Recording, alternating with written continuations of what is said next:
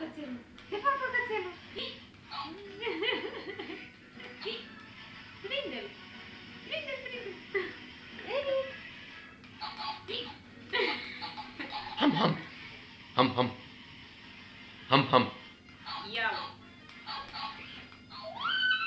Cum am dă spre el acum, așa?